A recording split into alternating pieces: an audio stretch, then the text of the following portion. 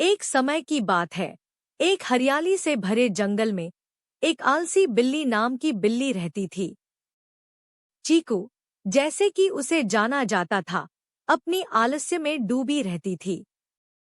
जबकि जंगल के अन्य जानवर खाने की तलाश में लगे रहते थे या अपना आश्रय बनाने में मस्त रहते थे, तब चीकू धूप में लेटी रहती थी, छाया वाले पेड़ों के नीचे नींद का आनंद लेती थी या बस आधे बंद आंखों से दुनिया को देखती रहती थी। चीकू की आलस्य की कोई सीमा नहीं थी। वह अक्सर अन्य जानवरों को धोखा देकर अपना काम करवाती थी, उन्हें यह मानकर कि वह इतनी थकी हुई है या बहुत महत्वपूर्ण है कि उसे इस प्रकार के छोटे कामों में व्यस्त होने की कोई आवश्यकता नहीं है। अन्य जानवर चीकू की आलस्य को देखकर थोड़ी नाराज होते थे, लेकिन उन्हें उसकी आलस्यपूर्ण आदत को देखकर अधिकांश जानवर नाराजीपूर्ण होकर भी रहते थे, उसकी तीखे पंजों और तेज आग के भय से। एक दिन जब चीकू एक पत्थर पर आलस्यपूर्ण रूप से बिखर गई, तब वहां से पास के एक पेड़ पर अपने आश्रय से उड़ान भरते हुए आया हुआ एक बुजुर्ग उल्लू नाम का अध्यापक उसे देखने आया। उल्लू जंगल भर में अपने ज्ञान और धोखाधड़ी को देखते ही थे।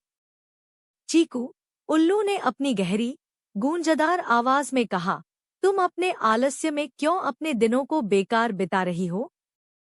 तुम्हें खुद और दूसरों की मदद करने के लिए बहुत कुछ करना चाहिए। चीकू ने आलस्यपूर्ण रूप से अपनी आंखें खोलीं और उल्लू के पास देखते हुए कहा, मेहनत क्यों करूं जब मैं सिर्फ दूसरों पर निर्भर कर सकती हूं? जीवन इस प्रकार के छोटे कामों के लिए बहुत छोटा है। उल्लू ने उदासी से सिर झुकाया। चीकू, आलस्य एक खतरनाक रास्ता है। अगर तुम इसी रास्ते पर चलती रही, तो एक दिन तुम खुद को अकेला और दोस्तीहीन पाओगी जब तुम्हें सबसे ज्यादा जरूरत होगी। लेकिन चीकू ने उल्लू के शब्दों को ध्यान में नहीं लिया। वह बस अपनी आंखें बंद करके सो गई और उल्लू के ज्ञान के चेतावनियों को नजरअंदाज कर दिया। दिनों बीतते गए और हफ्तों बीतते गए, चीकू की आलस्य सिर्फ बढ़ती रही। वह कभी कभी खाने के लिए दिनों तक इंतजार करती, किसी दयालु जानवर की कृपा पर और किसी खाने के लिए लाने की अपनी मांग को बनाए रखती।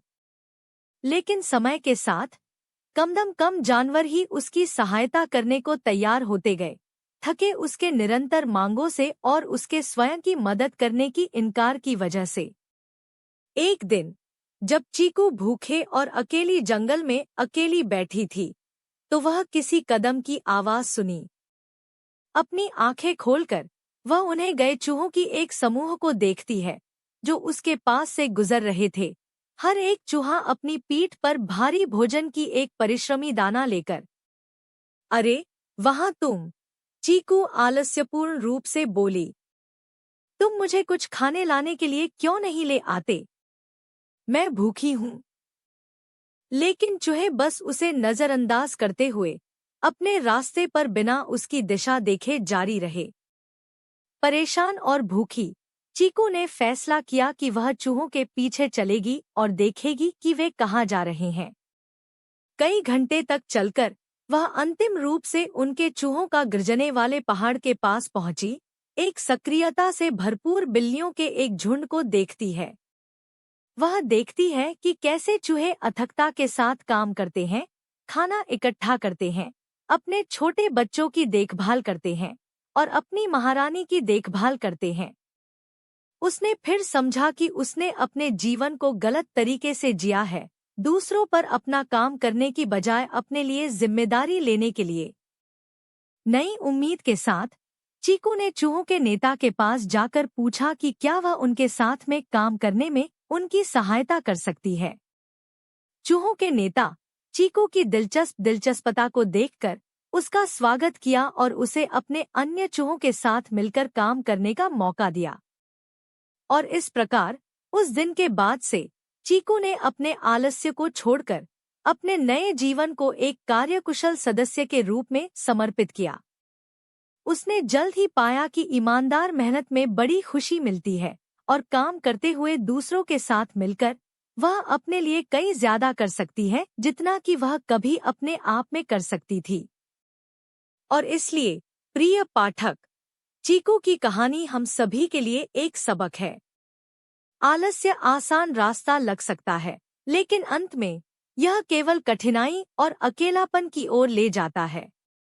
ईमानदार मेहनत, संकल्प और दूसरों की मदद करने की इच्छा के माध्यम से ही हम वास्तविक जीवन में खुशी और पूर्णता पा सकते हैं।